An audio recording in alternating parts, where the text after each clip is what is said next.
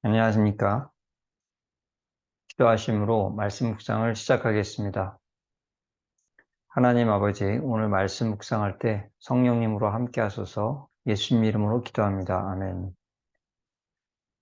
오늘 본문 역대하 6장 내용은 다음과 같습니다. 솔로몬이 얼굴을 돌려 이스라엘 온 회중을 축복했고, 우리 앞에서 무릎을 꿇고 하늘을 향해 손을 펴고 기도했습니다. 이스라엘의 하나님 여호와여, 천지에 주와 같은 신이 없습니다. 주께서는 온 마음으로 주의 앞에서 행하는 주의 종들에게 언약을 지키시고 은혜를 베푸십니다. 주께서 내 이름을 거기에 두리라 하신 이 성전을 주야로 보시며 기도를 들으소서. 만일 주의 백성이 주께 범죄하여 적에게 패하여 돌아와 이 성전에서 간구하면 주는 들으시고 죄를 사하소서. 만일 그들이 주께 범죄하여 비가 오지 않는 벌을 받을 때에 이곳을 향해 빌며 죄에서 떠나거든 주는 죄를 사하시고 비를 내리소서. 만일 재앙과 질병을 당하여 이스라엘이 성전을 향하여 손을 펴고 간구하면 주는 들으시고 사유하소서. 이방인이 주의 큰 이름을 듣고 와서 이 성전을 향해 기도하거든 주는 들어주셔서 땅의 만민이 주를 알고 경외하게 하소서. 적국과 싸우려 나갈 때에 성전 쪽을 향하여 주께 기도하거든 그들을 돌보소서. 주께 범죄하여 적국에 끌려간 후에 그들이 사로잡혀간 땅에서 죄악을 깨닫고 성전 있는 쪽을 향해 기도하거든 주는 들으시고 그들을 용서하옵소서. 본문에 대하여 세 가지를 묵상하겠습니다.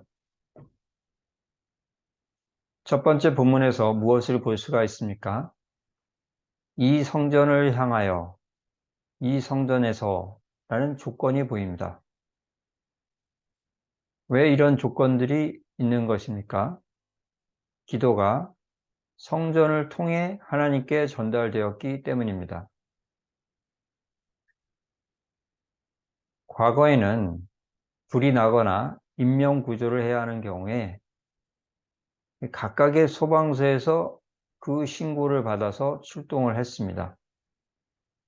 그러나 이제는 종합상황실이라는 곳에서 여러 곳의 신고들을 다 받아서 효율을 높이고 있습니다. 한편 우리 몸에 있는 감각기관이 어떠한 감각 정보를 받으면 그것을 두뇌로 다 전달해서 거기에서 대처를 합니다.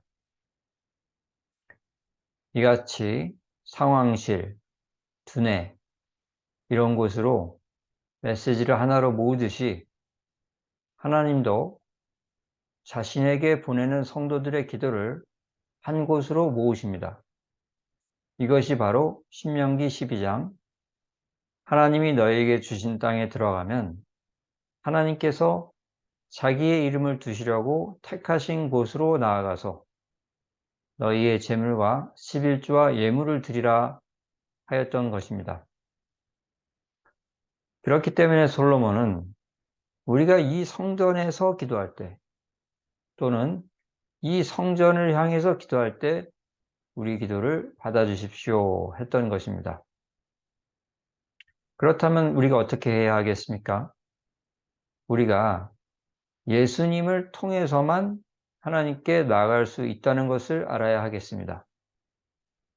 요한복음 14장 6절 예수께서 이르시되 내가 곧 길이요 진리요 생명이니 나로 말미암지 않고는 아버지께로 올 자가 없느니라 하였습니다. 우리는 예수님을 통해서 하나님을 만나게 됩니다. 그것이 우리가 맨 기도의 끝에 예수님의 이름으로 기도드립니다. 아멘 하는 이유이기도 합니다.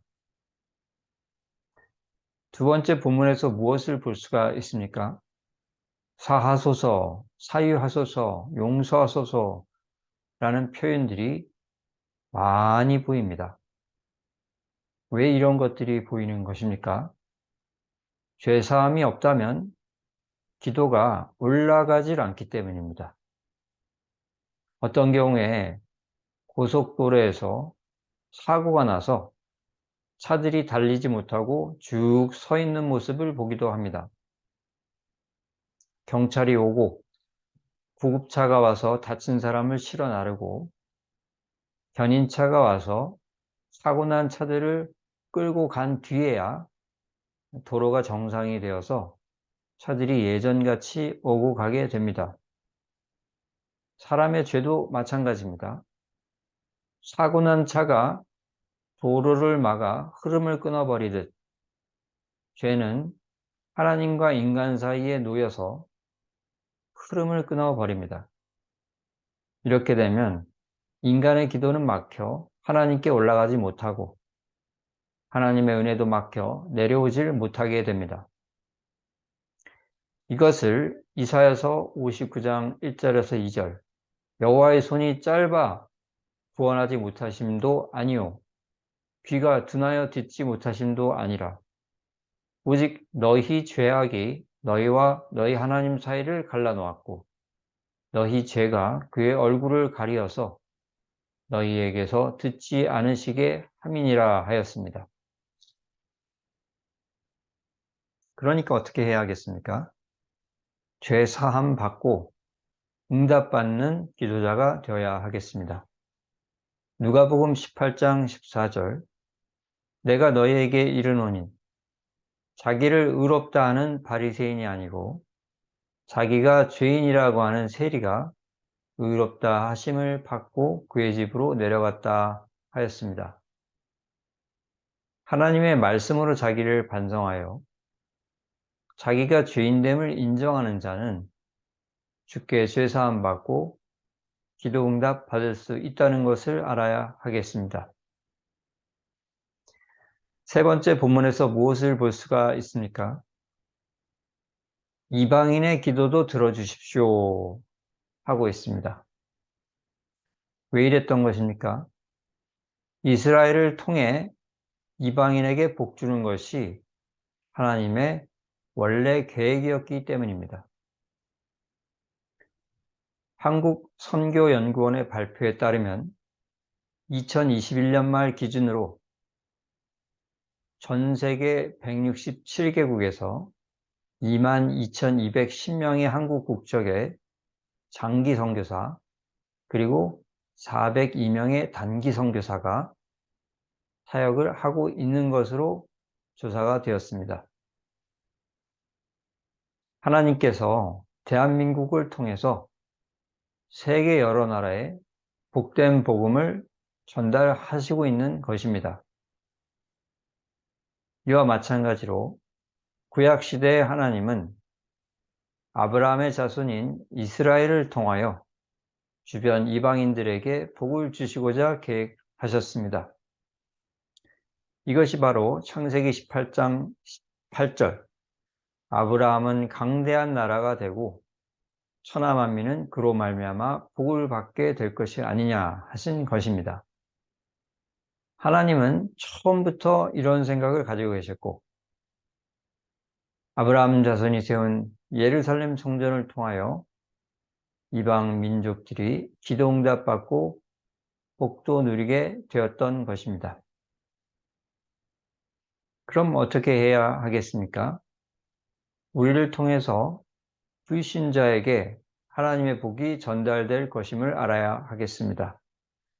로마서 15장 18절 그리스도께서 이방인들을 순종하게 하기 위하여 나를 통하여 역사하셨다 하였습니다. 우리가 주님의 계명을 지킨다면 믿지 않는 이웃은 우리를 통해 선하신 하나님을 체험하게 될 것입니다. 그래서 하나님의 은혜를 받기도 할 것이며 예수를 그리스도로 영접하는 최고의 복을 받기도 할 것입니다. 말씀을 정리합니다.